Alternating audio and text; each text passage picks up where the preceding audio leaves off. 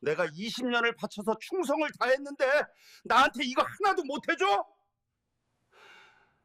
그날 아침 최진혁은 딸의 얼굴을 보는 순간 모든 것이 달라질 거라는 사실을 알아챘어야 했습니다. 평양 중심가 90평 아파트, 김 씨 일가를 20년간 모셔온 전담 행정관으로서 누릴 수 있는 모든 특권을 손에 쥐고 살던 51세의 그가 식탁에 앉은 15살 딸 서윤이의 창백한 얼굴을 보며 가슴 한편에 스치는 불안을 느낀 그 순간이 바로 시작이었습니다. 외제 냉장고에 가득한 수입 과일도 거실 창밖으로 한눈에 내려다 보이는 평양 시내의 화려한 풍경도 그 어떤 권력도 소용없다는 것을 깨닫게 되는 그 긴 추락의 첫 순간이었던 겁니다. 그는 왜 그토록 단단했던 충성심을 버리고 목숨을 건 탈북을 결심해야 했을까요? 어떻게 20년간 쌓아온 모든 것을 한순간에 내던질 수 있었을까요? 그리고 압록강 한가운데서 총탄이 빗발치는 그 순간 그는 무엇을 생각했을까요? 그 이야기를 지금부터 들려드리겠습니다. 이야기를 시작하기 전에 혹시 여유가 되신다면 구독과 좋아요 버튼을 눌러주시면 정말 감사하겠습니다. 그리고 지금 이 사연을 어느 지역에서 들어주고 계신지 댓글로 남겨주신다면 그곳을 향해 따뜻한 인사를 전하고 싶습니다. 2019년 10월 어느 평범한 화요일 아침, 최진혁은 평소와 다름없이 새벽 5시 30분에 눈을 떴습니다. 침대 옆 탁자에는 스위스제 시계가 놓여 있었고, 옷장에는 중국산 양복과 이탈리아산 구두가 가지런히 정리되어 있었습니다. 아내 김수연은 이미 일어나 부엌에서 아침 준비를 하고 있었고, 딸 서윤이의 방에서는 발레 음악이 희미하게 흘러나왔습니다. 진혁은 거실 창가로 걸어가 커튼을 걷었습니다. 10월의 평양 아침 하늘은 맑았고 대동강 너머로 주체 사상탑이 햇살을 받아 빛나고 있었습니다. 그는 이 풍경을 20년 넘게 봐왔지만 여전히 감회가 깊었습니다. 시골 출신인 그가 이 자리까지 올라온 것은 오직 당에 대한 충성 덕분이었고 그 충성의 대가로 받은 이 아파트와 이 삶은 그에게 자부심이자 족쇄였습니다. 여보, 아침 차려졌어요. 수연의 목소리에 진혁은 식탁으로 향했습니다. 밥, 된장국, 생선구이, 김치, 계란말이까지 차려진 아침상은 일반 평양. 주민들은 상상조차 할 수 없는 풍성함이었습니다. 특별 배급으로 받은 쌀은 윤기가 흘렀고 생선은 신선했습니다. 서윤아, 밥 먹어라.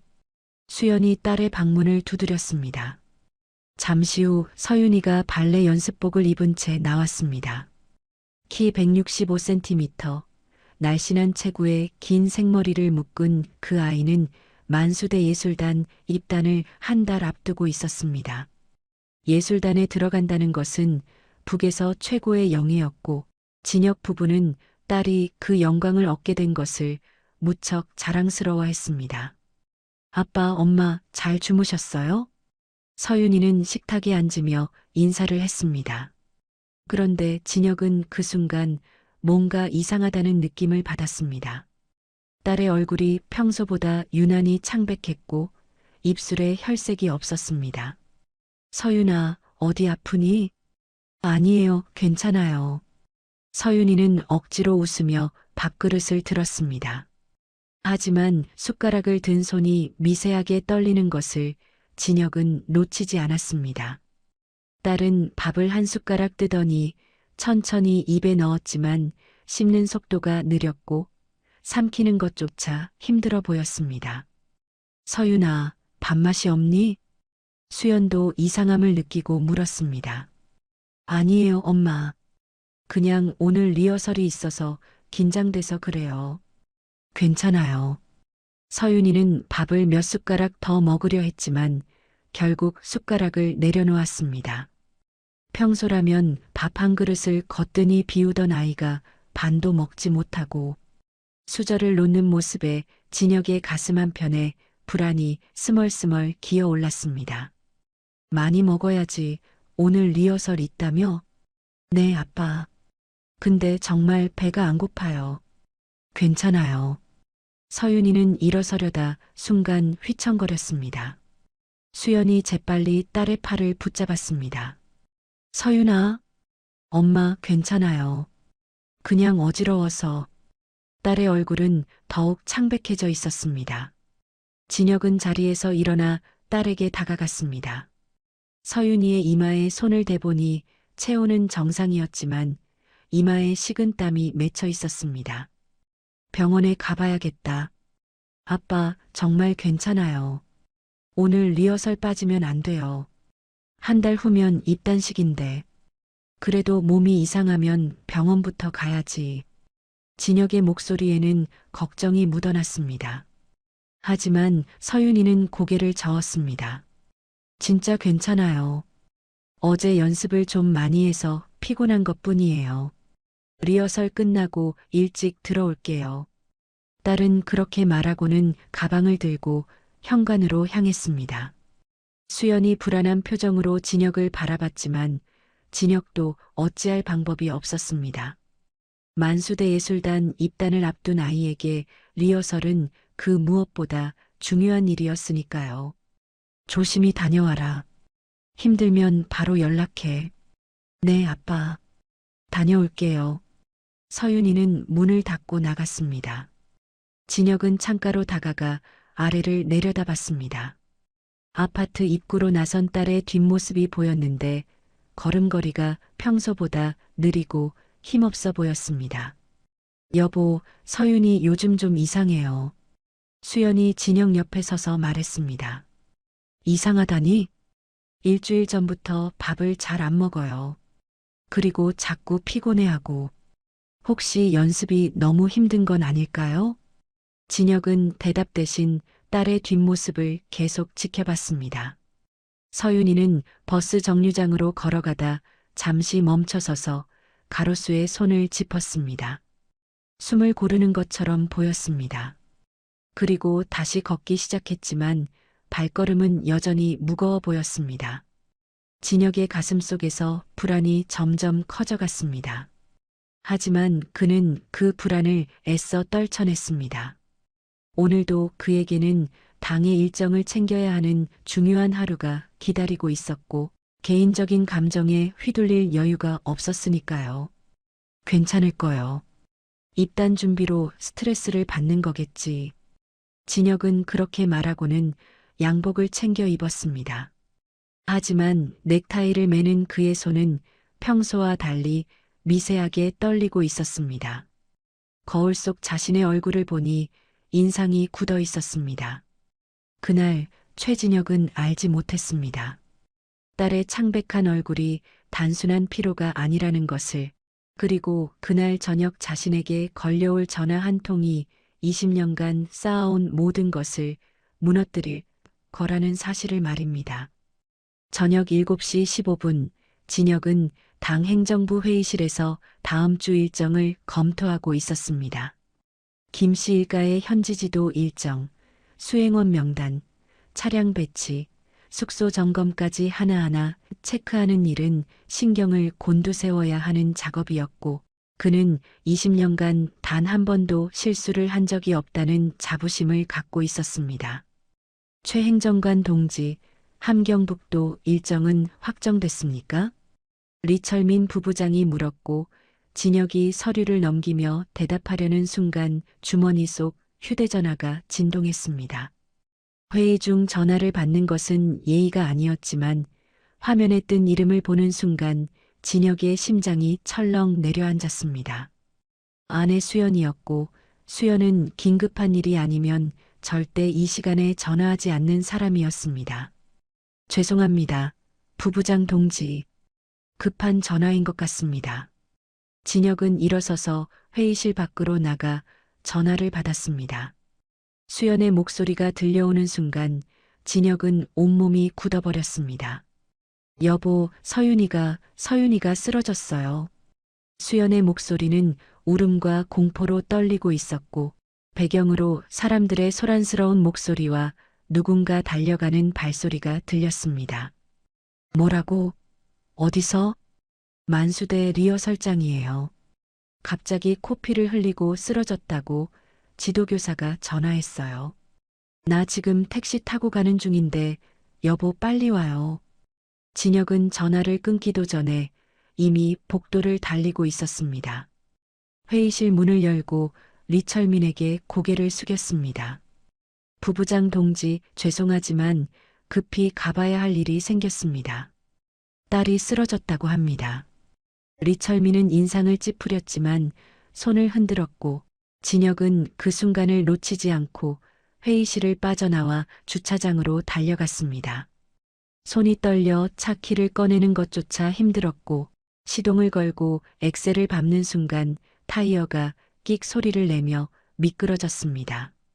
만수대까지는 평소 20분 거리였지만 진혁은 신호를 무시하고 15분 만에 도착했습니다. 리허설장 건물 앞에는 이미 수연이 서 있었고 그의 얼굴은 눈물로 범벅이 되어 있었습니다. 3층이에요. 빨리요. 두 사람은 계단을 뛰어 올라갔습니다. 3층 리허설장 문을 여는 순간 진혁이 본 광경은 평생 잊을 수 없는 것이었습니다.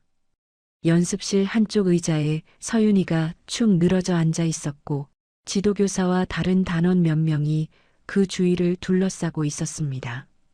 딸의 얼굴은 새하얗게 질려 있었고 입술은 파랗게 변해 있었습니다. 서윤아. 진혁이 달려가 딸을 안았습니다. 서윤이의 눈은 반쯤 감겨 있었고 코 아래로 마른 피가 흘러내린 자국이 선명했습니다. 딸의 손을 잡는 순간 진혁은 숨이 막혔습니다. 손이 얼음장처럼 차갑고 맥박이 약하게 뛰고 있었습니다. 지도교사 동무, 무슨 일입니까? 진혁의 목소리는 떨렸지만 최대한 침착함을 유지하려 애썼습니다. 40대 중반으로 보이는 여자 지도교사가 당황한 표호로 대답했습니다. 회전 동작을 연습하던 중이었습니다. 그런데 갑자기 서윤이 동무가 중심을 잃고 비틀거리더니 코피를 흘리기 시작했습니다. 제가 부축하려 했는데 그대로 쓰러져서. 언제부터 이랬습니까? 한 5분 전쯤입니다. 바로 학부모께 연락드렸습니다. 진혁은 서윤이를 조심스럽게 안아 올렸습니다. 그 순간 그의 가슴에 충격이 밀려왔습니다. 딸의 몸이 놀랄 만큼 가벼웠던 겁니다. 165cm 키에 예전엔 50kg은 됐을 텐데 지금 품에 안긴 딸은 마치 깃털처럼 가볍게 느껴졌습니다. 언제 이렇게 살이 빠진 걸까요? 아침에 봤을 때도 야윈 것 같긴 했지만 이 정도일 줄은 몰랐습니다. 여보, 빨리 병원으로. 수연이 울먹이며 재촉했고 진혁은 딸을 안은 채 계단을 내려갔습니다. 차 뒷좌석에 서윤이를 눕히고 수연이 딸의 머리를 무릎에 올려놓았습니다. 진혁은 당 전용 병원으로 차를 몰았습니다. 일반 병원이 아닌 당 간부 전용 병원이라면 최고의 의료진이 있을 거라 믿었습니다. 차를 몰며 진혁은 백미러로 뒷좌석을 계속 확인했습니다. 수연은 딸의 손을 꼭 잡고 계속 울고 있었고 서윤이는 의식은 있는 것 같았지만 눈을 제대로 뜨지 못하고 신음소리를 냈습니다. 서윤아, 괜찮아. 곧 병원 도착해. 조금만 참아라. 진혁의 목소리도 떨렸습니다. 엑셀을 밟는 발에 힘이 들어가 속도계 바늘이 위험 수위를 넘어섰지만 그는 신경 쓸 여유가 없었습니다. 당 전용 병원 응급실에 도착하자 진혁은 서윤이를 안고 뛰어들어갔습니다. 응급환자입니다. 진혁의 외침에 간호사들이 침대를 끌고 왔고 서윤이를 침대에 눕혔습니다. 의사 2명이 달려와 딸의 상태를 확인하기 시작했습니다. 혈압을 재고 맥박을 체크하고 눈동자에 펜 라이트를 비추고 청진기를 가슴에 댔습니다. 보호자는 밖에서 기다려 주십시오. 간호사가 진혁과 수연을 밀어냈고 응급실 문이 닫혔습니다. 복도에 남겨진 진혁은 벽에 기대 섰습니다. 다리에 힘이 풀려 주저앉을 것 같았습니다.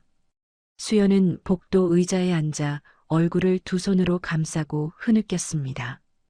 왜 진작 병원에 데려가지 않았을까요? 아침에 이상하다고 느꼈으면 그때 데려왔어야 하는데. 수연의 자책에 진혁은 아무 말도 할 수 없었습니다. 자신도 똑같은 생각을 하고 있었으니까요. 아침에 딸의 창백한 얼굴을 보고도, 밥을 제대로 먹지 못하는 걸 보고도 왜 그냥 보냈을까요? 리허설이 중요하다고, 입단식이 얼마 남지 않았다고 그렇게 생각했던 자신이 미웠습니다. 진혁은 복도를 천천히 걸었습니다. 창밖으로 평양의 밤 풍경이 보였습니다. 불빛들이 반짝이고 대동강의 물결이 어둠 속에서 흐르고 있었습니다. 그는 이 도시에서 20년을 살며 권력의 정점까지 올라왔습니다. 김씨 일가를 모시는 전담 행정관이라는 자리는 수천 명의 당원들이 부러워하는 위치였고, 그가 한마디만 하면 사람들이 고개를 숙였습니다.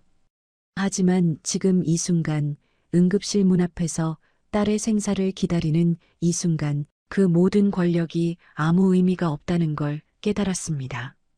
그는 전화 한 통이면 최고급 양복을 구할 수 있고, 수입 과일을 특별 배급받을 수 있고, 외제차를 타고 다닐 수 있었지만, 정작 딸 하나 지켜주지 못하는 무능한 아버지에 불과했습니다.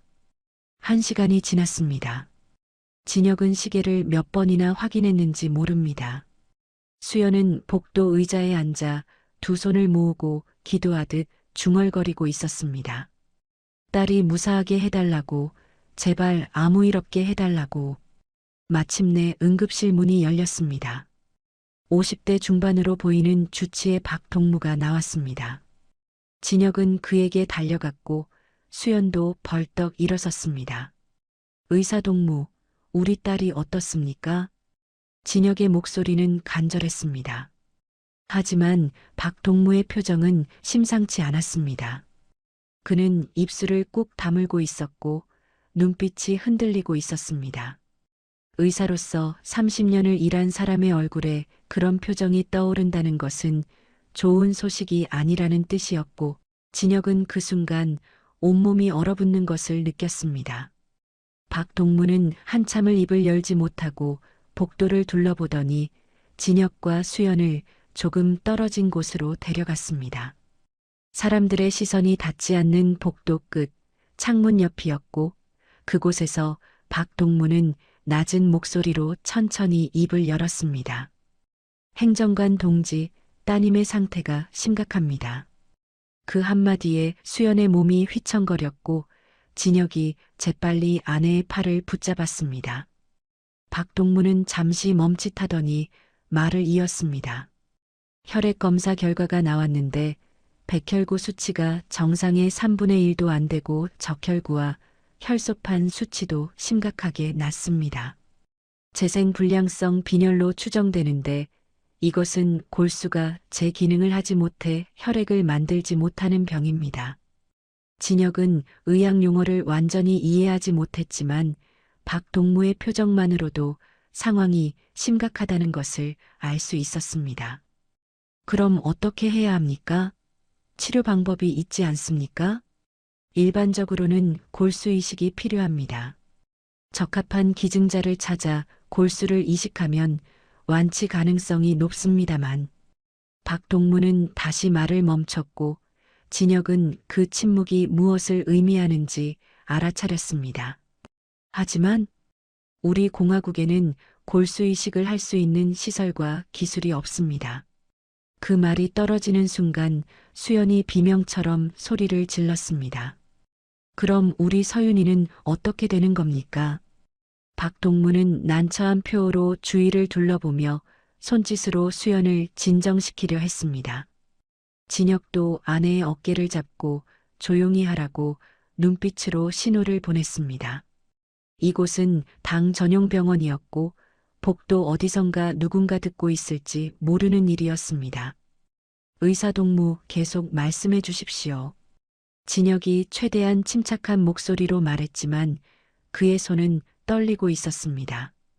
중국이나 러시아 같은 나라에서는 이 병을 치료할 수 있습니다.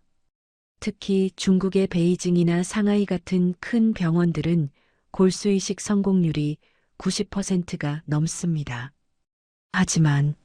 하지만 우리가 중국으로 갈 방법이 없다는 거죠? 진혁이 박동무의 말을 끊었습니다. 박동무는 고개를 끄덕였습니다. 행정관 동지께서도 잘 아시지 않습니까? 일반 주민의 해외 치료는 당의 특별 허가가 필요하고 그것도 아주 특수한 경우에만 가능합니다. 제가 할 수 있는 것은 수혈과 약물 치료로 증상을 완화시키는 것뿐입니다. 그럼 우리 딸이 얼마나 버틸 수 있습니까? 진혁의 목소리는 떨렸지만 그는 현실을 정확히 알아야 했습니다. 박동무는 한숨을 길게 내쉬었습니다. 지금 상태라면 3개월, 아무리 길어야 6개월입니다. 수혈을 계속하면 조금 더 시간을 벌 수 있겠지만 근본적인 치료 없이는 더 이상의 말은 필요 없었습니다. 수연이 그 자리에 주저앉았고 진혁은 아내를 붙잡느라 정신이 없었습니다. 박동무는 안타까운 표정으로 두 사람을 바라보다가 조용히 말했습니다. 따님은 지금 안정을 취하고 있습니다. 오늘 밤은 입원시켜 경과를 지켜봐야겠습니다. 보호자분들은 잠시 병실에 들어가 따님을 보실 수 있습니다. 박동무가 가리킨 병실 문을 열고 들어가는 순간 진혁은 숨이 막혔습니다. 하얀 병원 침대에 누운 서윤이는 산소 마스크를 쓰고 있었고 팔에는 링거 바늘이 꽂혀 있었습니다. 딸의 얼굴은 아침보다 더 창백했고 입술은 거의 회색빛에 가까웠습니다. 수연이 침대 옆으로 달려가 딸의 손을 잡았습니다. 서윤이는 눈을 감고 있었지만 의식은 있는 것 같았습니다. 엄마의 손길을 느끼자 천천히 눈을 떴습니다. 엄마. 가느다란 목소리였습니다. 수연은 눈물을 흘리며 딸의 손을 두 손으로 감쌌습니다. 서윤아, 괜찮아. 곧 나을 거야. 하지만 그것은 거짓말이었고 진혁도 수연도 서윤이도 모두 알고 있었습니다. 진혁은 침대 반대편에 서서 딸을 내려다봤습니다. 15년 전 처음 딸을 안았을 때가 떠올랐습니다.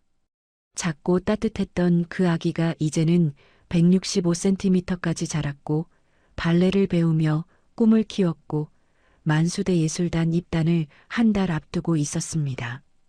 그런데 지금 그 아이는 병원 침대에 누워 산소 마스크를 쓰고 있었고 의사는 6개월이라고 했습니다.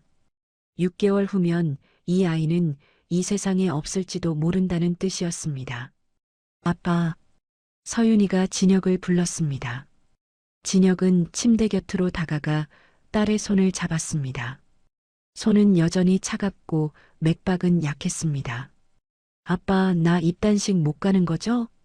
딸의 목소리에는 체념이 묻어 있었습니다. 진혁은 고개를 저었습니다. 아니다. 너는 꼭 입단식에 갈 거야. 아빠가 반드시 너를 낫게 해줄 거야. 어떻게요?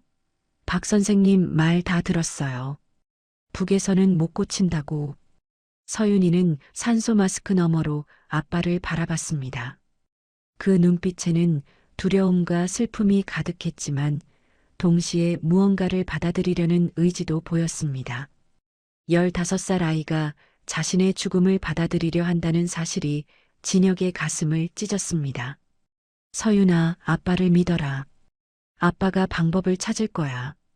진혁은 그렇게 말했지만 사실 그 자신도 어떤 방법이 있는지 몰랐습니다. 당의 허락을 받아 해외 치료를 받는다? 그것은 거의 불가능에 가까웠습니다. 김 씨 일가의 친인척이 아닌 이상 일반 간부가 해외 치료 허가를 받는 경우는 거의 없었습니다. 간호사가 들어와 면회 시간이 끝났다고 알렸습니다. 수연은 딸의 손을 놓지 않으려 했지만 진혁이 아내를 일으켜 세웠습니다. 내일 다시 오자. 서윤이가 쉬어야 해. 병실을 나와 복도를 걷는 동안 수연은 계속 울었고 진혁은 아내의 어깨를 감싸 안고 걸었습니다. 병원 밖으로 나오니 밤 10시가 넘어 있었고 평양의 밤하늘에는 별이 떠 있었습니다. 차에 타서 시동을 걸었지만 진혁은 한동안 출발하지 못했습니다. 핸들을 잡은 손에 힘이 들어가지 않았고 머릿속이 하얘져 있었습니다. 수연은 조수석에서 고개를 떨구고 흐느꼈습니다. 여보, 우리 서윤이 정말 죽는 건가요? 진혁은 대답할 수 없었습니다. 그는 차를 몰고 집으로 향했습니다. 평소라면 20분이면 도착할 거리였지만 오늘따라 길이 끝없이 느껴졌습니다. 신호등 앞에서 멈춰 설 때마다 진혁은 창밖을 바라봤습니다. 평양의 밤 풍경이 펼쳐져 있었습니다. 주최 사상탑의 조명이 하늘을 비추고 대동강의 물결이 도시의 불빛을 반사했습니다. 고층 아파트들의 창문에서 새어나오는 불빛들, 거리를 달리는 차들, 그 모든 것이 평화롭고 아름다워 보였습니다. 하지만 진혁에게 그 풍경은 더 이상 아무 의미가 없었습니다. 그는 20년간 이 도시의 권력 중심에서 살았습니다. 김씨 일가를 모시는 영광을 누렸고 90평 아파트에 살았고 외제차를 몰았고 특별 배급을 받았습니다. 사람들이 그를 보면 고개를 숙였고 그의 한마디의 일이 척척 진행됐습니다. 하지만 그 모든 권력이 딸 하나 살리지 못했습니다. 아니, 살릴 수 없었습니다. 이 나라에는 딸을 치료할 기술이 없었고 해외로 나갈 방법도 없었습니다. 그의 권력은 당의 테두리 안에서만 유효했고 그 테두리 밖으로는 한 발짝도 나갈 수 없었습니다. 집에 도착해 엘리베이터를 타고 올라가는 동안 진혁은 거울에 비친 자신의 얼굴을 봤습니다. 51세, 백발이 섞인 머리, 주름진 이마, 지친 눈빛. 그는 늙어가고 있었고 딸은 죽어가고 있었습니다. 현관문을 열고 들어선 집은 너무 조용했습니다. 거실의 소파, 식탁, 텔레비전, 그 모든 것이 그대로 있었지만 서윤이가 없는 집은 텅 빈 것처럼 느껴졌습니다. 수연은 딸의 방문을 열고 들어가더니 침대에 앉아 서윤이의 베개를 안고 울었습니다. 진혁은 거실 창가로 걸어가 커튼을 걷었습니다. 평양 야경이 눈앞에 펼쳐졌습니다. 저 아래 어딘가에서는 사람들이 평범한 밤을 보내고 있을 것입니다. 저녁을 먹고 텔레비전을 보고 내일을 준비하고. 하지만 진혁의 세계는 오늘 완전히 무너져 내렸습니다. 그날 밤 최진혁은 처음으로 생각했습니다. 탈북을, 이 나라를 떠나는 것을, 그것이 딸을 살릴 수 있는 유일한 방법이라면 설령 그것이 배신이 되고 총살감이 되더라도 그는 그 길을 갈 수밖에 없다는 것을. 하지만 그 생각은 너무 위험했고 진혁은 3일 동안 다른 방법을 찾으려 애썼습니다. 매일 아침 병원에 들러 서윤이를 보고 출근했고 저녁에는 다시 병원으로 가서 딸과 시간을 보냈습니다. 서윤이는 수혈을 받으며 조금씩 기력을 되찾는 것처럼 보였지만 박동무는 진혁을 따로 불러 말했습니다. 이건 일시적인 호전일 뿐입니다. 근본적인 치료 없이는 한 달, 길어야 2달 후면 다시 악화될 겁니다. 그 말을 들은 밤 진혁은 결심했습니다. 마지막으로 한 가지 방법을 시도해 보기로. 바로 리철민 부부장에게 직접 무릎을 꿇고 간청하는 것이었습니다. 리철민은 당 행정부 부부장으로 김씨 일가와 직접 소통하는 몇 안 되는 인물이었고 진혁은 20년간 그 밑에서 일했습니다. 만약 리철민이 위에 건의만 해준다면 딸의 해외 치료 허가를 받을 가능성이 조금이라도 있을 것이라 생각했습니다. 4일째 되는 날 오후 진혁은 리철민의 사무실 문을 두드렸습니다. 손이 떨렸고 목구멍이 말라 있었지만 그는 이것이 마지막 기회라는 것을 알았습니다. 들어오시오. 리철민의 목소리가 들렸고 진혁은 문을 열고 들어갔습니다. 사무실은 넓고 깨끗했습니다.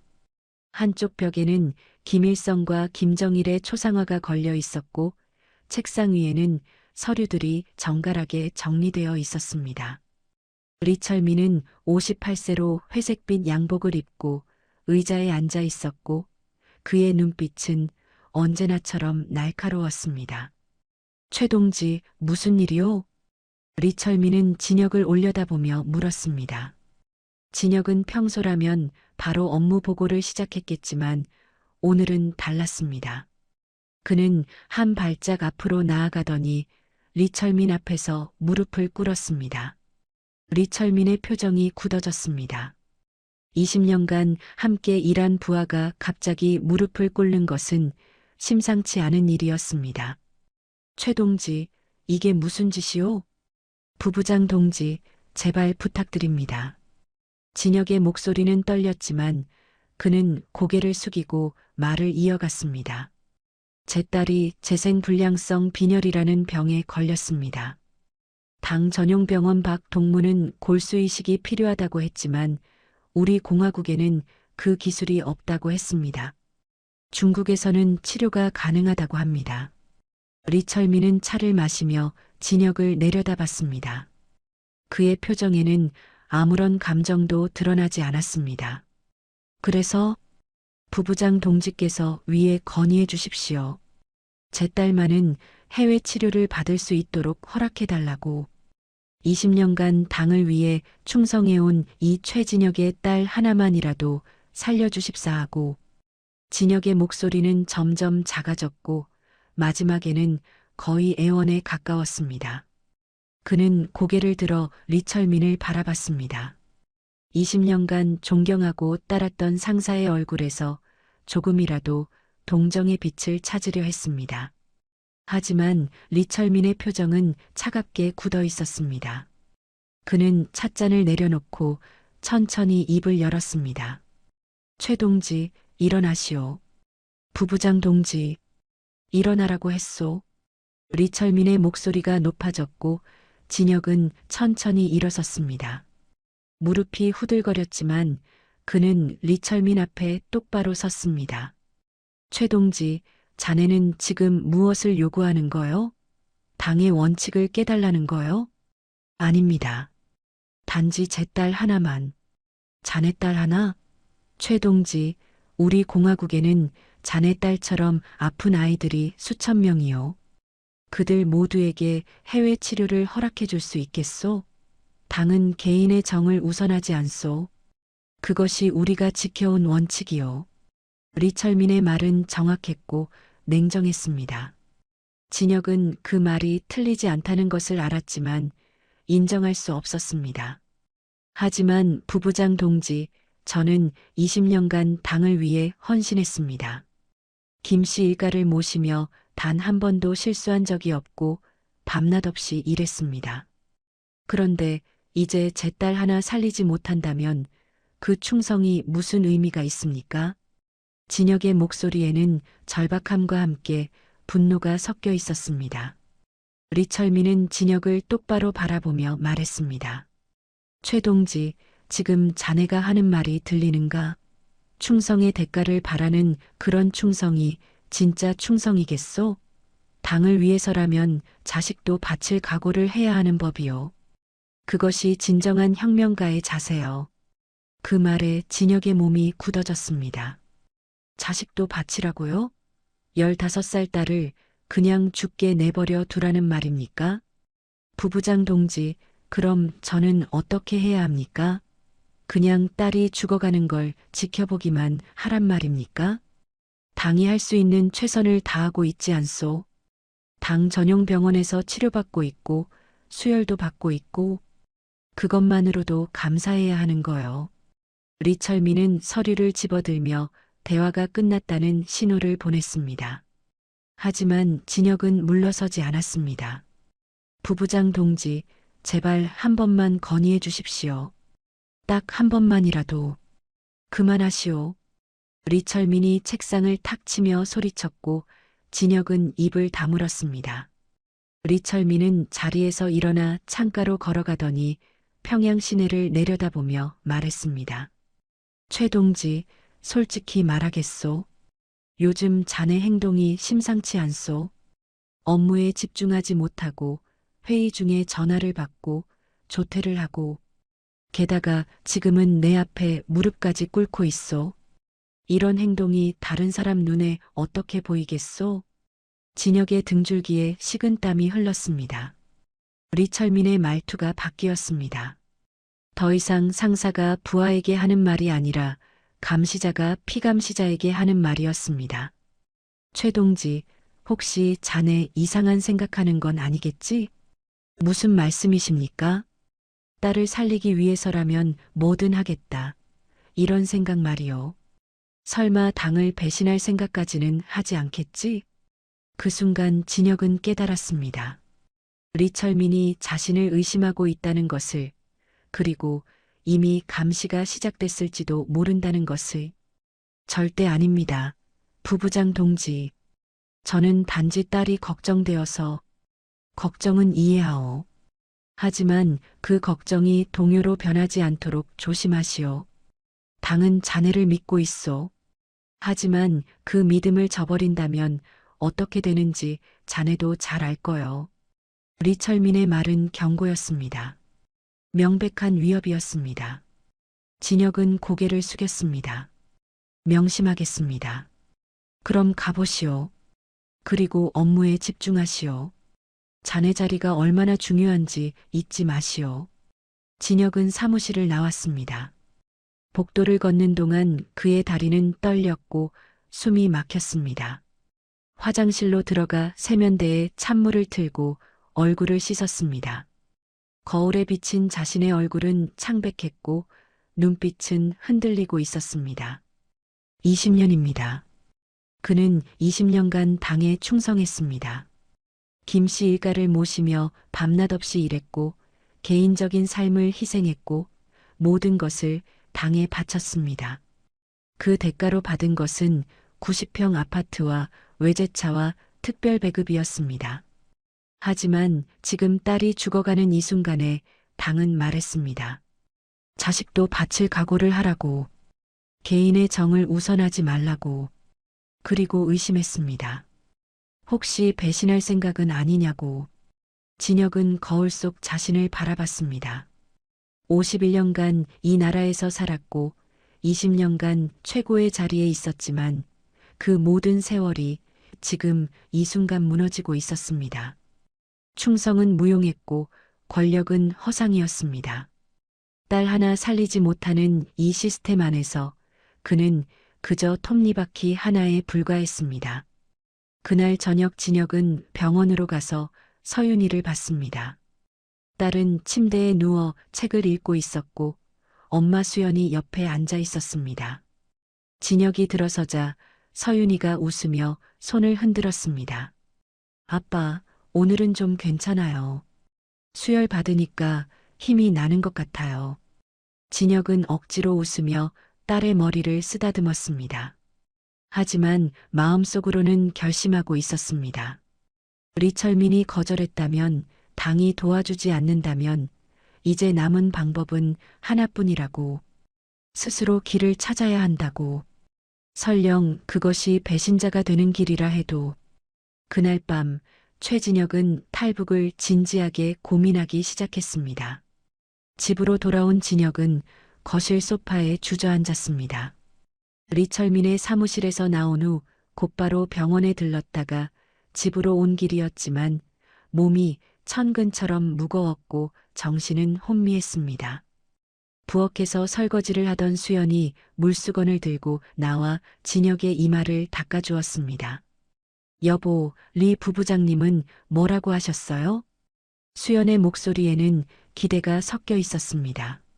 남편이 20년간 모셔온 상사라면 분명 도와줄 거라는, 그래도 인간적인 정이 있을 거라는 희망이 그 목소리에 담겨 있었습니다.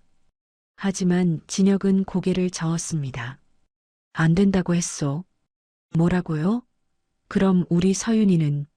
수연의 목소리가 떨렸습니다. 진혁은 아내의 손을 잡았습니다.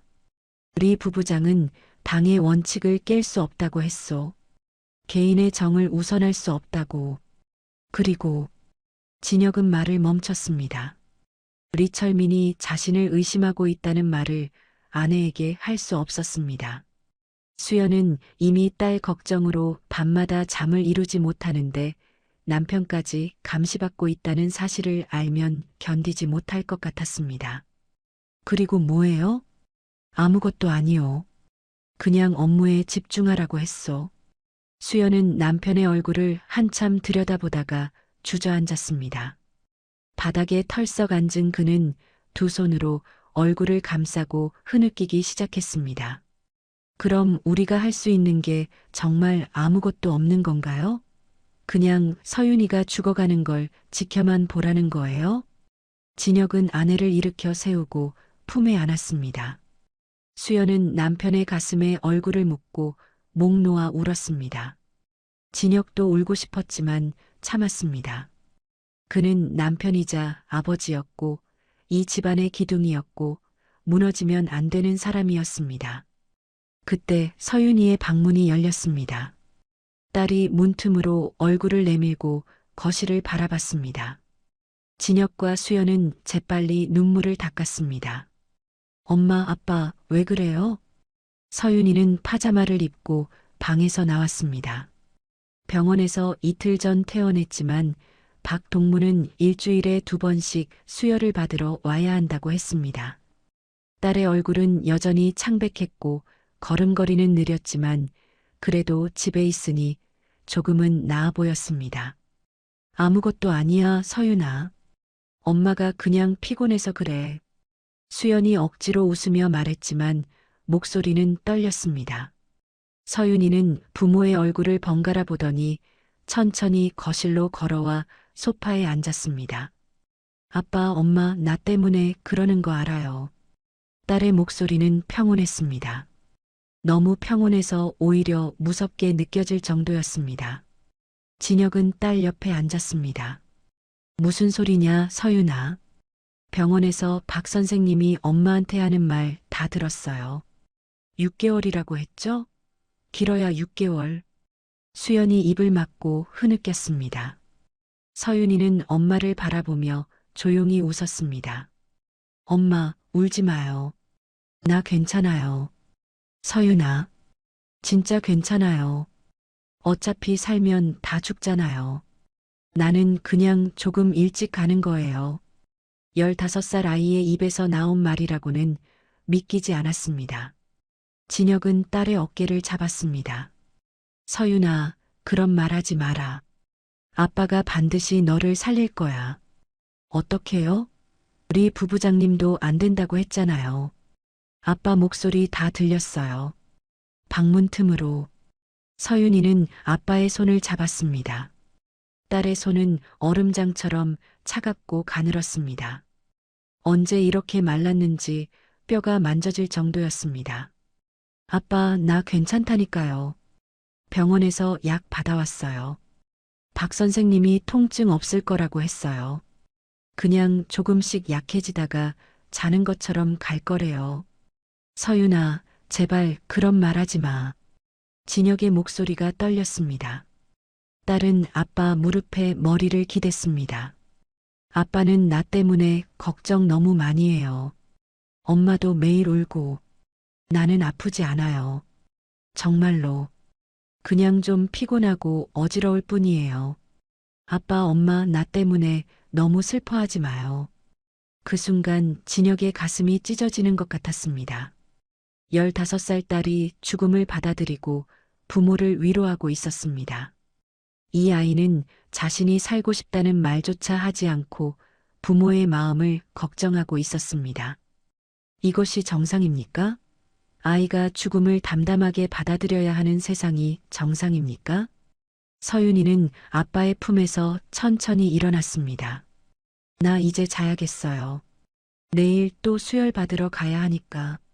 아빠, 엄마 잘 자요. 딸은 방으로 돌아가 문을 닫았습니다. 거실에는 진혁과 수연만 남았고 두 사람은 한동안 말없이 앉아 있었습니다. 시계 초침 소리만 째깍째깍 울렸습니다. 진혁은 딸의 방문을 바라봤습니다. 문틈으로 희미한 불빛이 새어나왔습니다. 서윤이는 자기 전에 항상 책을 읽었습니다. 발레 관련 책이나 소설책을 읽으며 잠들곤 했는데 오늘은 무슨 책을 읽고 있을까요? 수연이 조용히 말했습니다. 여보, 우리 정말 아무것도 할 수 없는 건가요? 진혁은 대답하지 않았습니다. 그는 창가로 걸어가 커튼을 걷었습니다. 밤 10시가 넘어 평양 시내의 불빛들이 하나둘 꺼지고 있었습니다. 대동강의 물결이 어둠 속에서 흘렀고 주체사상탑의 조명만 밝게 빛나고 있었습니다. 20년입니다. 그는 이 도시에서 20년을 살았고 권력의 정점까지 올랐고 모든 것을 얻었다고 생각했습니다.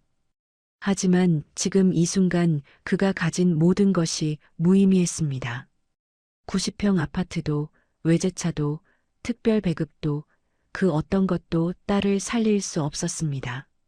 진혁은 주머니에서 담배를 꺼냈습니다. 평소에는 거의 피우지 않지만 오늘은 피우고 싶었습니다. 발코니로 나가 담배에 불을 붙이고 연기를 깊이 들이마셨습니다. 폐 속으로 연기가 스며들고 니코틴이 혈관을 타고 뇌로 올라갔습니다. 그의 머릿속에는 하나의 생각만 맴돌았습니다. 탈북. 이 나라를 떠나는 것. 압록강을 건너 중국으로 가는 것. 그곳에서 서윤이를 치료하는 것. 하지만 그것은 너무 위험했습니다. 실패하면 총살이었고 성공하더라도 배신자로 낙인 찍힐 것이며 평양에 남은 동료들이 연좌제로 고통받을 것입니다. 하지만 다른 방법이 있습니까? 당은 도와주지 않았습니다. 리철민은 오히려 의심의 눈초리를 보냈습니다. 병원은 6개월이라고 했습니다. 시간이 없습니다.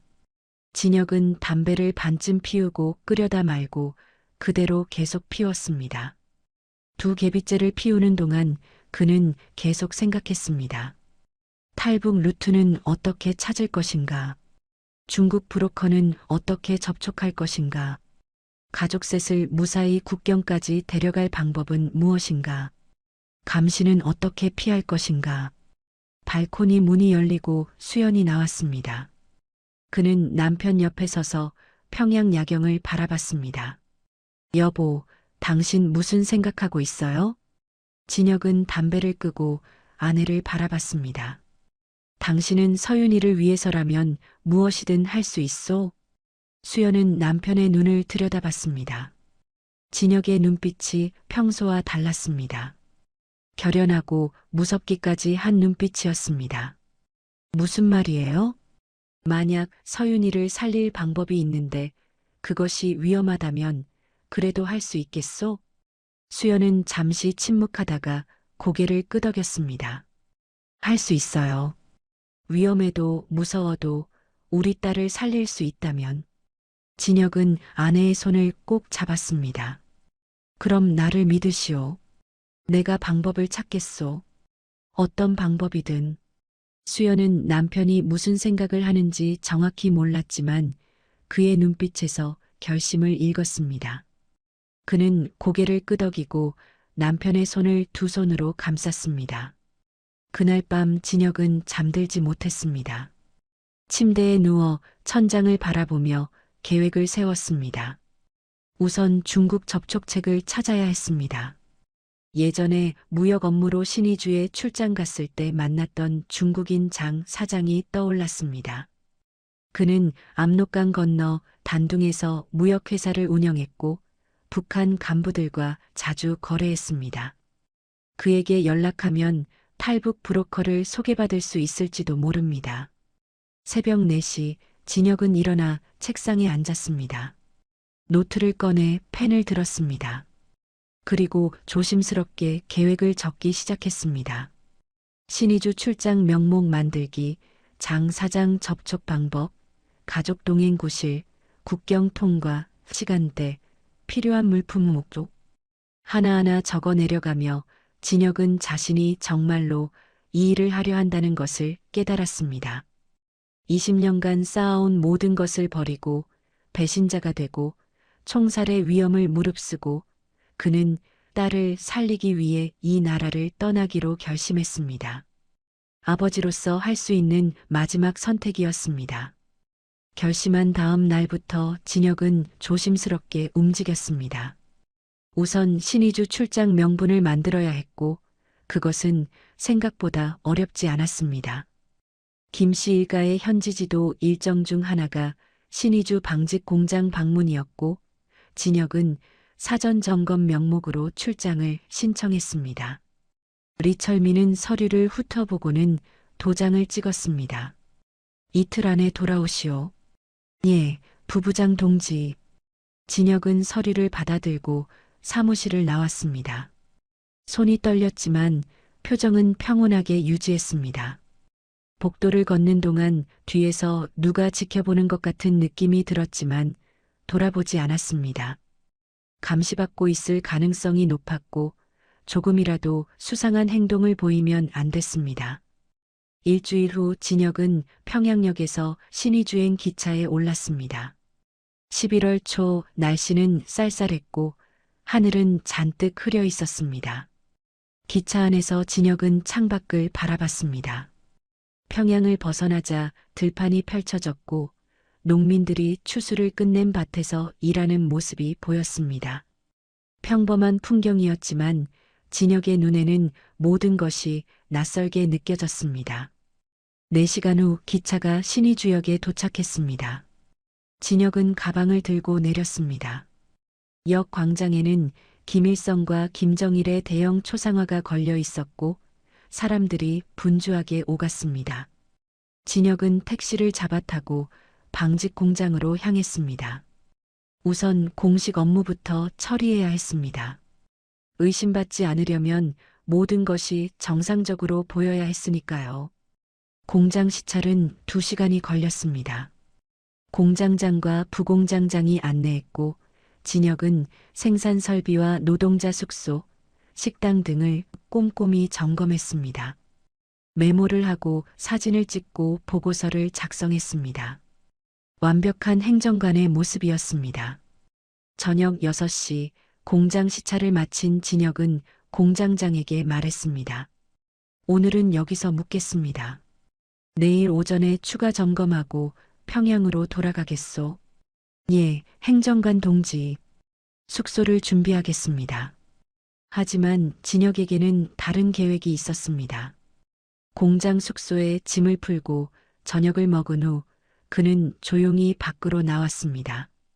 밤 8시 거리는 어두웠고 사람들은 거의 없었습니다.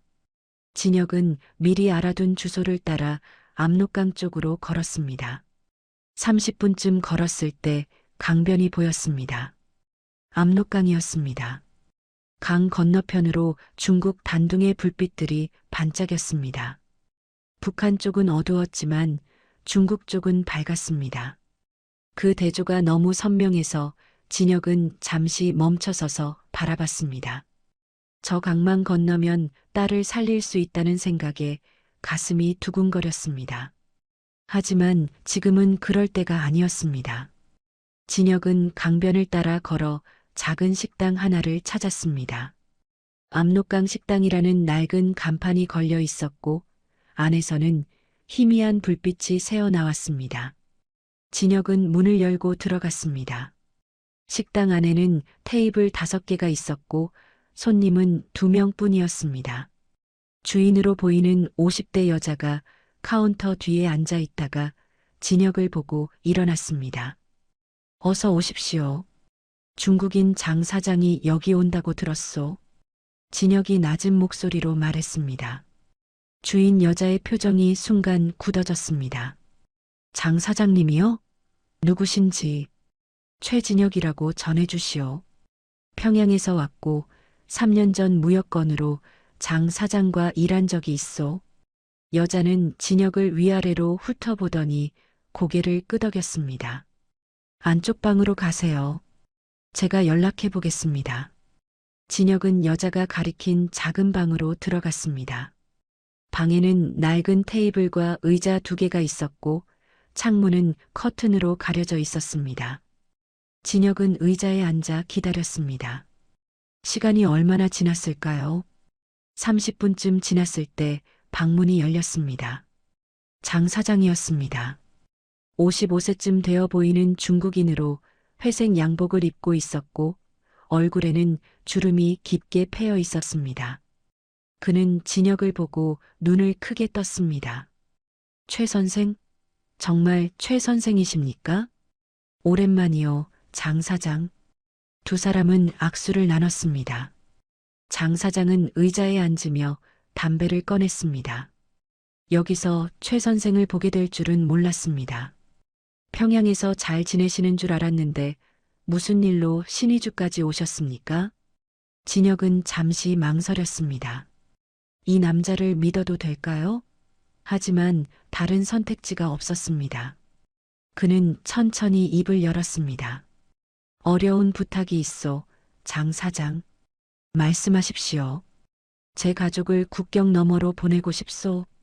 그 말이 떨어지는 순간 방 안의 공기가 얼어붙었습니다. 장 사장은 담배를 입에 문 채 진혁을 바라봤습니다. 한참의 침묵이 흘렀고 장 사장이 천천히 담배 연기를 내뿜으며 말했습니다.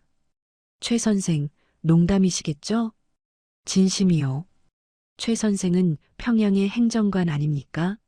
김씨 일가를 모시는 고위 간부로 알고 있는데 왜 갑자기 딸이 죽어가고 있소? 진혁의 목소리가 떨렸습니다. 그는 주머니에서 서윤이의 진단서 사본을 꺼내 테이블 위에 올려놓았습니다. 재생불량성 빈혈이라는 병이요. 북에서는 치료할 수 없고 중국에서만 가능하다고 하오. 골수이식을 받으면 살 수 있는데 당에서는 허락하지 않았소. 장 사장은 진단서를 집어들고 천천히 읽었습니다. 그의 표정이 조금씩 변했습니다. 따님 나이가 15살이요. 장 사장은 한숨을 길게 내쉬었습니다. 최 선생, 이것이 무슨 의미인지 아십니까? 탈북은 죽음을 각오하는 일입니다. 실패하면 총살이고 성공해도 평생 조국으로 돌아갈 수 없습니다. 압니다. 하지만 다른 방법이 없소. 진혁은 장 사장의 눈을 똑바로 바라봤습니다.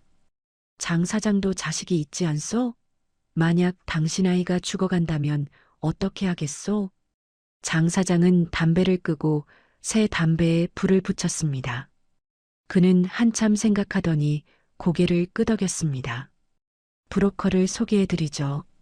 하지만 비용이 상당합니다. 그리고 성공 확률은 50%도 안 됩니다. 얼마요? 가족 셋이면 미화 3만 달러는 필요합니다. 그리고 실패하면 돌려받을 수 없습니다. 3만 달러. 진혁은 계산했습니다. 그동안 모아둔 돈과 중국 계좌에 있는 돈을 합치면 가능했습니다. 준비할 수 있소. 언제 건널 생각입니까? 한 달 안에. 한 달? 장 사장이 놀라 물었습니다. 너무 급한 것 아닙니까? 준비 기간이 부족합니다. 딸에게 시간이 없소. 의사는 6개월이라고 했지만 언제 악화될지 모르오. 최대한 빨리 건너야 하오. 장 사장은 한참 진혁을 바라보다가 고개를 끄덕였습니다. 알겠습니다. 제가 아는 브로커에게 연락하겠습니다. 3일 후 다시 이곳으로 오십시오. 그때 브로커를 만나실 수 있습니다. 고맙소, 장 사장. 진혁은 일어나 깊이 인사했습니다. 장 사장도 일어섰습니다. 최 선생, 한 가지만 물어도 되겠습니까? 무엇이오? 정말 후회하지 않으시겠습니까? 20년간 쌓아온 모든 것을 버리고 떠나는 겁니다. 권력도 명예도 동료들도 다 잃는 것입니다. 진혁은 잠시 생각하다가 대답했습니다.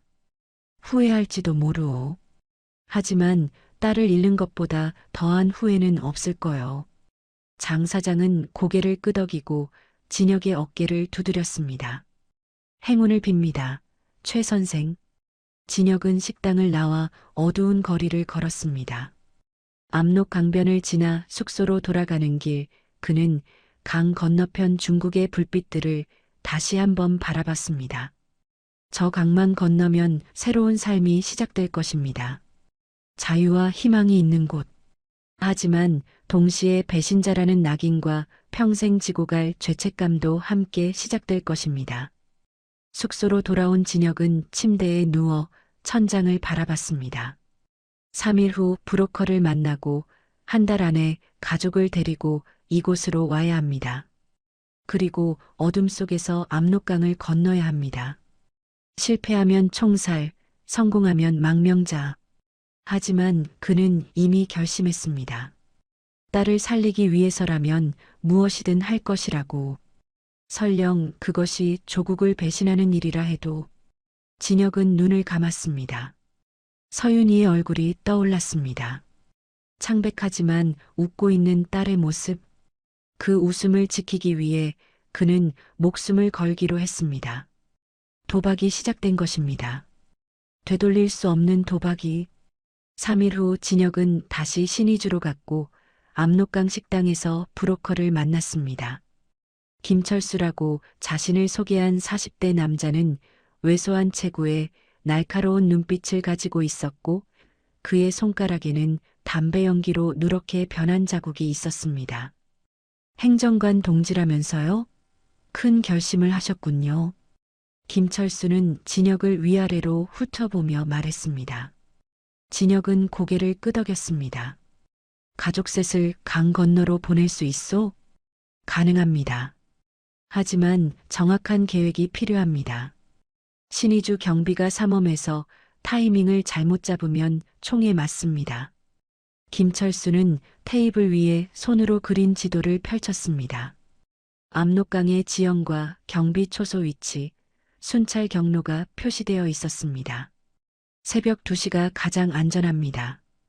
경비 교대 시간이 1시 50분에서 2시 5분 사이거든요. 15분의 틈이 있습니다. 그 시간에 이 지점에서 보트를 타고 건너면 됩니다. 보트는 제가 준비합니다. 작은 고무보트인데 3명이 타면 됩니다. 노를 저어서 5분이면 중국 쪽에 닿습니다. 거기서 제 사람들이 차로 단둥 안전가옥까지 데려갑니다. 진혁은 지도를 자세히 들여다봤습니다. 강폭이 그리 넓지 않았지만 어둠 속에서 노를 저어 건넌다는 것은 위험천만한 일이었습니다. 비용은 가족 셋에 3만 달러입니다. 절반은 지금 주시고 나머지는 중국에 도착해서 주시면 됩니다. 진혁은 가방에서 봉투를 꺼냈습니다. 안에는 15,000달러가 들어 있었습니다. 그동안 조금씩 모아둔 돈과 중국 계좌에서 인출한 돈이었습니다. 김철수는 돈을 세어보고 주머니에 넣었습니다. 한 달 후 12월 15일 이곳에서 만납시다. 그날 새벽 2시에 건너는 겁니다. 그렇게 계획이 확정됐습니다. 진혁은 평양으로 돌아와 3개월 동안 완벽하게 이중 생활을 했습니다. 낮에는 충성스러운 행정관으로 김씨 일가의 일정을 관리했고 밤에는 탈북을 준비하는 아버지로 조심스럽게 재산을 정리했습니다. 중국 계좌로 조금씩 돈을 빼돌렸고 필요한 물품 목록을 만들었고 가족에게 계획을 설명했습니다. 수연은 처음 듣고 기절할 뻔했지만 결국 동의했습니다. 서윤이는 놀랐지만 아빠를 믿는다고 말했습니다. 아빠, 우리 정말 중국 가면 내가 나을 수 있어요? 그래, 서윤아. 베이징에 좋은 병원이 있다. 거기서 골수이식 받으면 완전히 나을 수 있어. 딸은 고개를 끄덕이고 아빠를 안았습니다. 진혁은 딸을 꼭 껴안으며 다짐했습니다. 반드시 성공하겠다고, 이 아이를 살리겠다고. 하지만 3개월은 너무 긴 시간이었고 거짓말을 계속한다는 것은 생각보다 힘든 일이었습니다. 진혁은 날마다 리철민과 마주쳤고 회의에 참석했고 보고서를 작성했고 동료들과 대화했습니다. 모든 순간이 연기였고 한순간이라도 방심하면 들킬 것 같았습니다. 특히 리철민의 시선이 날카로워졌습니다. 그는 진혁을 볼 때마다 의심하는 눈빛을 보냈고 가끔 예고 없이 진혁의 사무실에 들러 업무 상황을 점검했습니다. 진혁은 그럴 때마다 침착함을 유지하려 애썼지만 등에서 식은땀이 흘렀습니다. 그리고 드디어 12월 14일 출발 하루 전날이 왔습니다.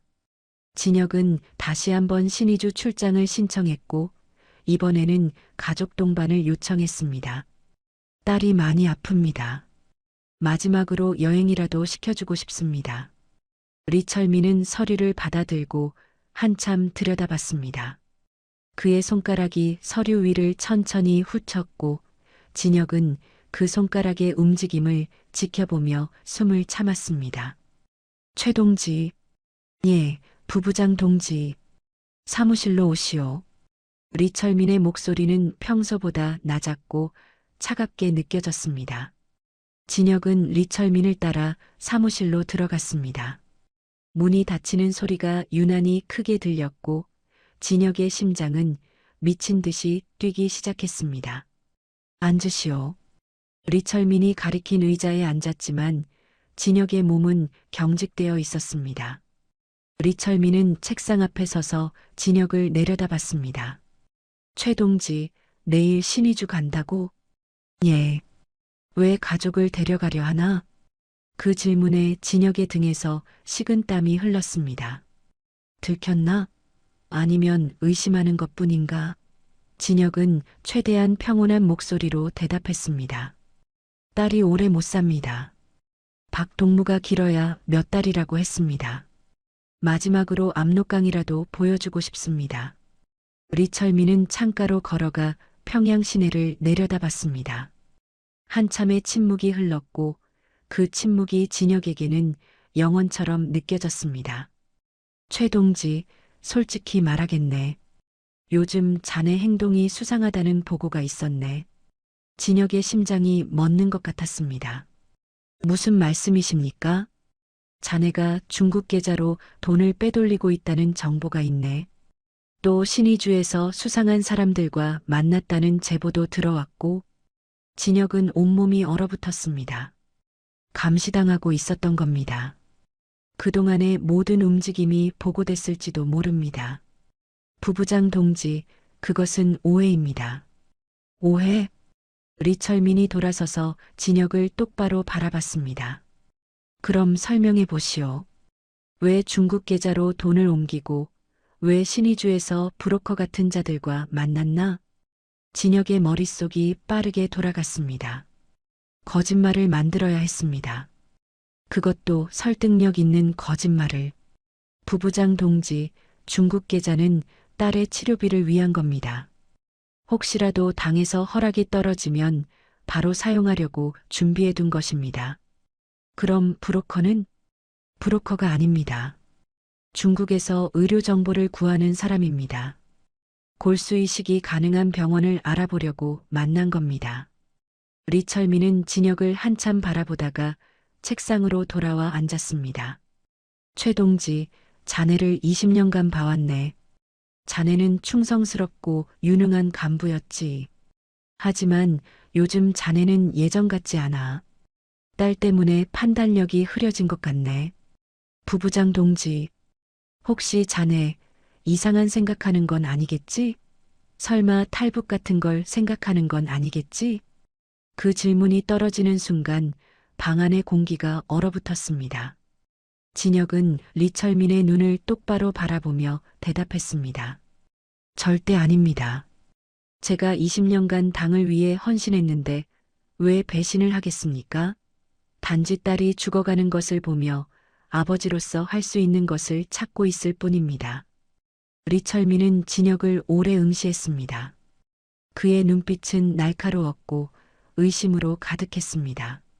진혁은 눈을 피하지 않고 똑바로 바라봤습니다. 조금이라도 흔들리면 끝이라는 것을 알았습니다. 한참 후 리철민이 한숨을 쉬었습니다.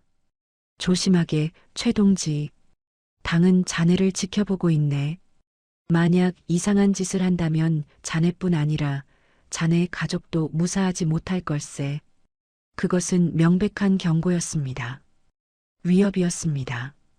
진혁은 고개를 끄덕였습니다. 명심하겠습니다.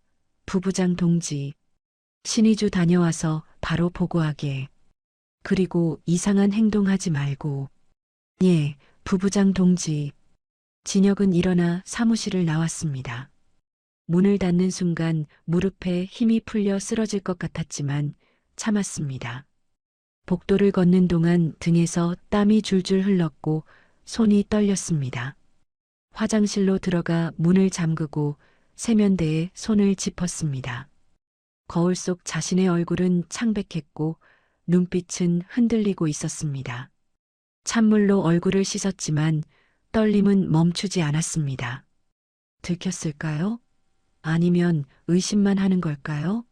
리철민의 말투로 봐서는 확실한 증거는 없는 것 같았지만 감시는 확실히 받고 있었습니다. 내일 신의주로 가면 경비원들이 따라붙을지도 모릅니다. 압록강까지 가는 것조차 불가능할 수도 있습니다. 하지만 이제 돌아갈 수 없었습니다. 브로커에게 돈을 줬고 내일 새벽 2시가 약속 시간이었습니다. 가지 않으면 돈도 날리고 기회도 잃습니다. 그리고 서윤이는 날마다 약해지고 있었습니다. 진혁은 거울 속 자신을 바라봤습니다. 51년을 이 나라에서 살았고 20년을 권력의 중심에서 보냈지만 이제 모든 것을 버리고 떠나야 했습니다. 내일 밤이면 그는 배신자가 될 것이고 총알이 빗발치는 압록강을 건너야 할 것입니다. 진혁은 주머니에서 서윤이의 사진을 꺼냈습니다. 만수대 예술단 오디션 때 찍은 사진으로 발레복을 입은 딸이 웃고 있었습니다. 그 웃음을 지키기 위해 진혁은 목숨을 걸기로 했습니다. 사무실로 돌아와 책상 서랍을 정리했습니다. 중요한 서류들, 개인 물품들, 20년간 쌓인 추억들.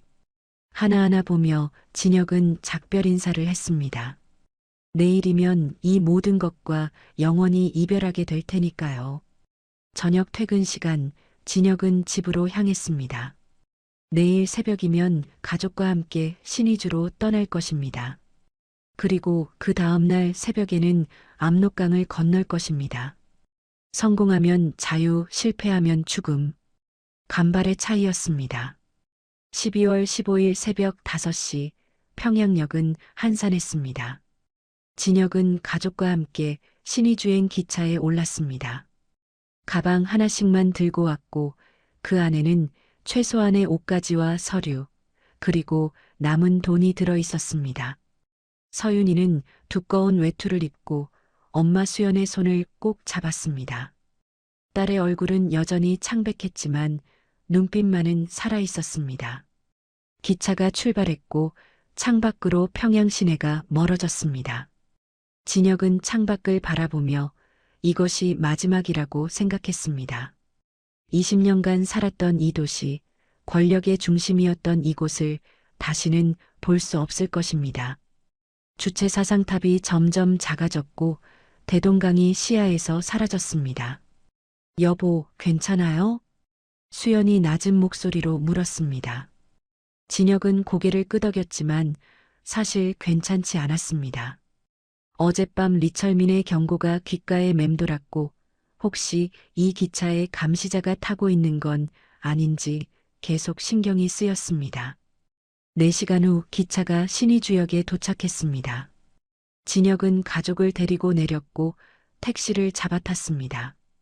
공장 숙소로 가는 길, 진혁은 뒤를 계속 확인했습니다. 따라오는 차가 있는지, 수상한 사람이 있는지. 다행히 아무것도 보이지 않았습니다. 숙소에 도착해 짐을 풀고 진혁은 가족에게 말했습니다. 오늘 밤 2시에 출발한다. 그 전까지 최대한 쉬어라. 하지만 아무도 잠들 수 없었습니다. 수연은 창가에 앉아 밖을 바라봤고 서윤이는 침대에 누워 천장을 응시했습니다. 진혁은 시계를 보며 시간을 확인했습니다. 오후 6시, 8시, 10시. 시간은 느리게 흘렀지만 동시에 너무 빨리 흘렀습니다. 자정이 되었습니다. 진혁은 가족을 깨웠습니다. 준비해라. 1시간 후 출발이다. 세 사람은 조용히 옷을 챙겨 입었습니다. 가장 따뜻한 옷을 여러 겹 껴 입었고 방수 외투를 맨 위에 걸쳤습니다. 가방은 최소한만 챙겼습니다. 무거우면 강을 건널 때 위험하니까요. 새벽 1시 30분, 진혁은 숙소 문을 열고 밖을 살폈습니다. 거리는 어두웠고 사람은 없었습니다. 세 사람은 조용히 밖으로 나와 어둠 속으로 걸어갔습니다.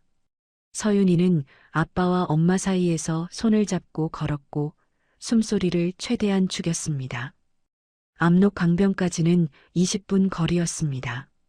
진혁은 골목길을 선택해 사람들 눈에 띄지 않게 움직였습니다. 가끔 개 짖는 소리가 들렸고 멀리서 차 지나가는 소리가 들렸지만 다행히 아무도 그들을 발견하지 못했습니다. 강변에 도착했을 때는 1시 50분이었습니다. 약속 장소인 작은 창고 뒤편에 김철수 브로커가 기다리고 있었습니다. 그 옆에는 검은색 고무보트가 놓여 있었고 노 2개가 보트 안에 있었습니다. 왔군요. 시간 맞춰 오셨네요. 김철수가 낮은 목소리로 말했습니다. 진혁은 고개를 끄덕이고 가족을 보트 쪽으로 데려갔습니다. 지금부터 10분 후 경비 교대가 시작됩니다. 그때 출발하세요. 15분 안에 건너야 합니다. 늦으면 다음 순찰조가 옵니다. 알겠소. 보트에 타시면 제가 밀어드리겠습니다. 강 중간쯤 가면 중국 쪽 불빛이 보일 겁니다. 그쪽으로 똑바로 노를 저으세요. 절대 소리 내지 마시고요. 진혁은 먼저 서윤이를 보트에 태웠습니다. 딸은 떨리는 몸으로 보트 안에 앉았습니다. 수연이 그 옆에 앉았고 딸을 꼭 안았습니다. 진혁은 맨 뒤에 앉아 노를 잡았습니다. 준비됐습니까? 김철수가 물었고 진혁은 고개를 끄덕였습니다. 그 순간 진혁의 가슴 속에서 20년의 기억이 스쳐 지나갔습니다. 평양 아파트, 김씨 일가, 리철민 부부장, 동료들, 권력, 명예, 모든 것. 하지만 지금 이 보트 안에 있는 것이 전부였습니다. 아내와 딸, 그것만이 진짜였습니다. 김철수가 시계를 확인했습니다. 지금입니다. 그가 보트를 밀었고 보트가 물 위로 미끄러졌습니다. 진혁은 노를 저었습니다. 강물은 차갑고 어둠은 깊었습니다. 12월의 압록강 물은 얼음장처럼 차가워서 물보라가 튈 때마다 얼굴이 얼얼했습니다. 진혁은 미친 듯이 노를 저었습니다. 팔에 힘을 주고 온몸에 무게를 실어 노를 밀었습니다. 보트가 천천히 앞으로 나아갔습니다. 뒤를 돌아보니 북한 땅이 점점 멀어지고 있었습니다. 앞을 보니 중국 단둥의 불빛이 희미하게 보였습니다. 아빠 힘들어요? 서윤이가 떨리는 목소리로 물었습니다. 진혁은 고개를 저었습니다. 괜찮아. 조금만 참아라. 강 중간쯤 왔을 때였습니다.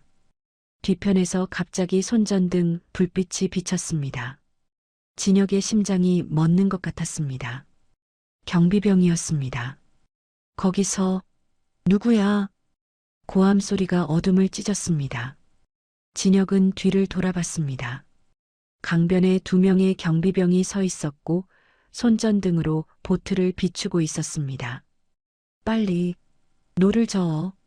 진혁이 외쳤고 수연도 앞쪽 노를 잡았습니다. 두 사람은 필사적으로 노를 저었습니다.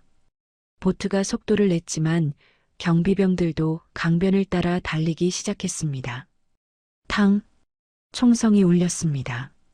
물보라가 보트 옆에서 튀었습니다. 서윤이가 비명을 질렀습니다. 아빠! 수연이 딸을 감쌌습니다. 진혁은 노를 더욱 세게 저었습니다. 팔이 아팠지만 멈출 수 없었습니다. 또 한 발의 총성. 이번에는 더 가까웠습니다. 탕, 탕. 연속으로 총알이 날아왔습니다. 진혁의 왼쪽 어깨에 뭔가 스치는 느낌이 들었고 따뜻한 액체가 흘러내렸습니다. 피었습니다. 총알이 어깨를 스친 것입니다. 여보. 수연이 소리쳤지만 진혁은 멈추지 않았습니다. 피가 흘렀지만 통증은 나중 문제였습니다.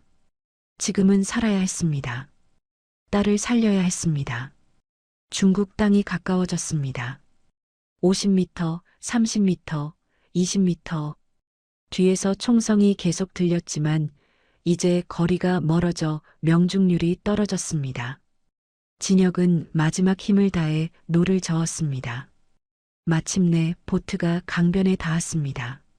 중국 땅이었습니다. 진혁은 보트에서 뛰어내려 서윤이를 안아 올렸습니다. 수연도 내렸습니다. 그때 어둠 속에서 차 한 대가 나타났습니다. 김철수가 보낸 사람들이었습니다. 빨리 타세요. 중국인 2명이 차 문을 열었습니다. 진혁은 서윤이를 차에 태우고 수연을 밀어 넣었습니다.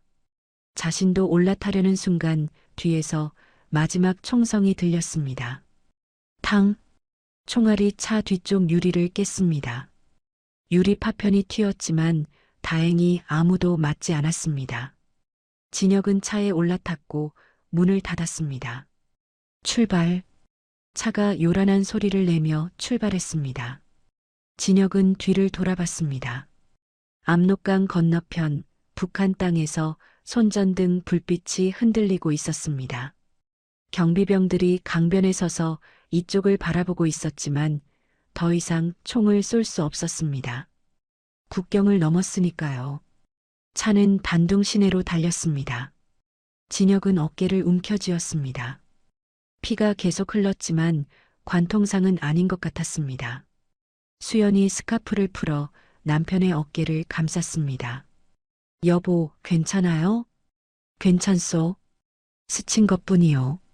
서윤이는 엄마 품에서 떨고 있었습니다. 진혁은 딸의 머리를 쓰다듬었습니다. 서윤아, 이제 괜찮아. 우리 건넜어. 딸은 고개를 들어 아빠를 바라봤습니다. 눈에는 눈물이 가득했지만 동시에 안도감도 보였습니다. 아빠, 우리 정말 건넌 거예요? 중국이에요? 그래, 서윤아. 이제 너를 치료할 수 있어. 차 창밖으로 단둥 시내의 불빛들이 보였습니다. 북한과는 비교도 안 될 만큼 밝았고 화려했습니다. 네온 사인이 빛났고 24시간 영업하는 가게들이 있었고 거리에는 차들이 달렸습니다. 진혁은 창밖을 바라보며 생각했습니다. 건넜다고. 압록강을 건넜다고. 15분의 기적이었습니다. 총알이 빗발쳤지만 살아남았습니다. 이제 그들은 자유였습니다. 하지만 동시에 배신자였고 망명자였고 조국 없는 사람들이었습니다. 차는 안전가옥으로 향했고 진혁은 뒤를 돌아봤습니다. 멀리 압록강이 어둠 속에서 흐르고 있었습니다. 강 건너편은 북한이었고 그가 51년간 살았던 땅이었고 이제는 영원히 돌아갈 수 없는 곳이었습니다. 진혁의 눈에서 눈물이 흘렀습니다. 슬픔과 안도감이 뒤섞인 눈물이었습니다. 차는 단둥 외곽의 안전가옥에 도착했고 중국인 여자가 진혁의 어깨 상처를 치료했습니다. 총알이 스치고 지나간 상처였고 꿰매는 동안 진혁은 이를 악물었습니다. 수연은 남편의 손을 잡았고 서윤이는 옆에서 지켜봤습니다. 다 됐습니다. 푹 쉬세요. 진혁은 침대에 누워 정신을 잃듯 잠들었습니다. 3개월간의 긴장, 압록강 도강의 공포, 모든 것이 한꺼번에 밀려왔습니다. 다음 날 오후 깨어난 진혁은 창밖을 바라봤습니다. 멀리 압록강이 보였고 강 건너편은 북한이었습니다. 저곳에는 평양이 있었고 당 행정부가 있었고 동료들이 있었습니다. 지금쯤 그들은 알았을 것입니다.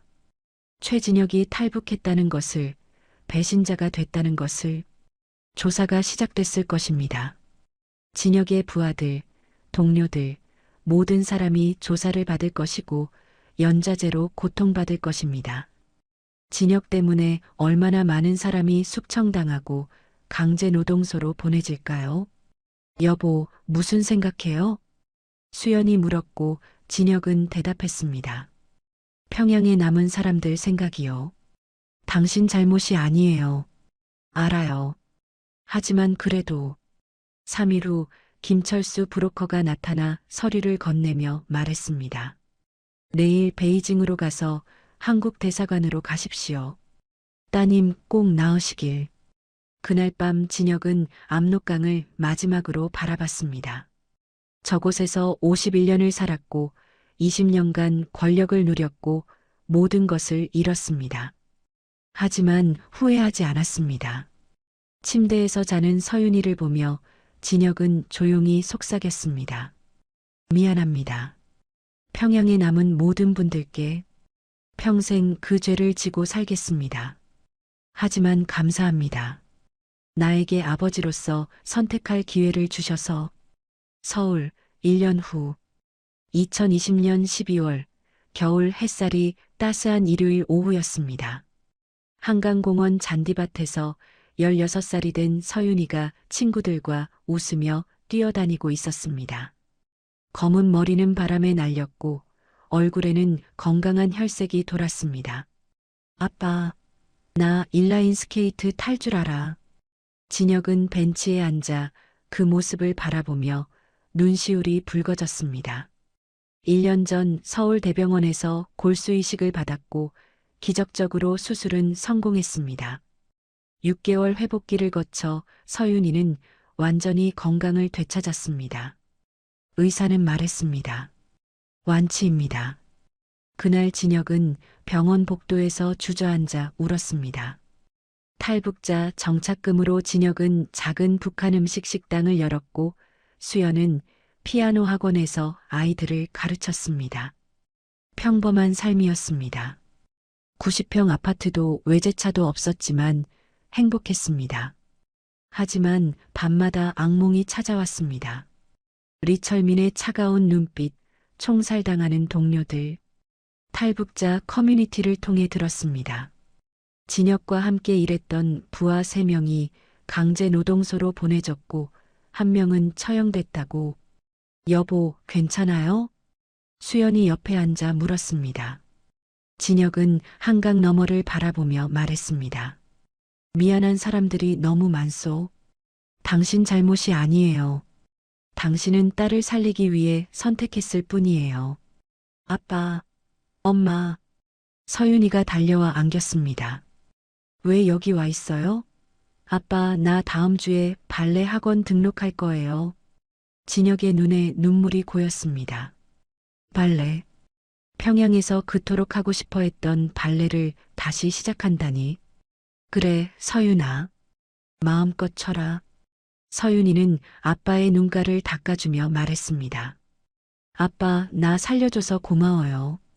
나 알아요. 아빠가 나 때문에 큰 결심했다는 거.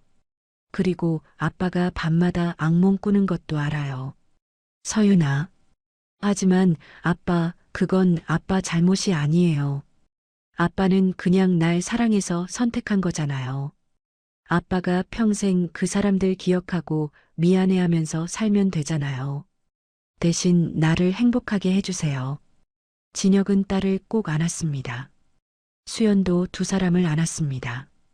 한강변에서 가족 셋이 껴안고 서 있었고 겨울 햇살이 그들을 비췄습니다. 진혁은 북쪽을 바라보며 조용히 속삭였습니다. 미안합니다. 평생 기억하겠습니다.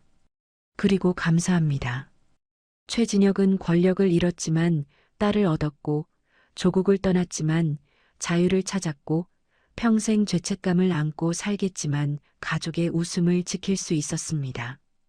그것이 그가 선택한 삶이었습니다. 노을이 하늘을 붉게 물들였고 그 빛이 3사람을 비췄습니다. 진혁은 마지막으로 북쪽을 향해 고개를 숙였습니다. 용서를 구하는 것도 아니고 잊겠다는 것도 아니었습니다. 단지 기억하겠다는, 평생 그 무게를 지고 살겠다는 약속이었습니다. 이야기를 마치겠습니다. 최진혁이라는 한 아버지의 선택. 권력과 딸의 생명 사이에서 그는 딸을 선택했고 평생 죄책감을 안고 살게 됐습니다. 정답은 없을 겁니다. 다만 확실한 것은 부모의 사랑이 때로는 세상의 모든 것보다 강하다는 사실입니다. 이 이야기가 의미 있으셨다면 구독과 좋아요를 눌러주시면 감사하겠습니다. 여러분의 관심이 더 좋은 이야기를 만드는 힘이 됩니다. 댓글로 여러분의 생각도 나눠주세요. 끝까지 들어주셔서 감사합니다. 건강하시고 행복하세요.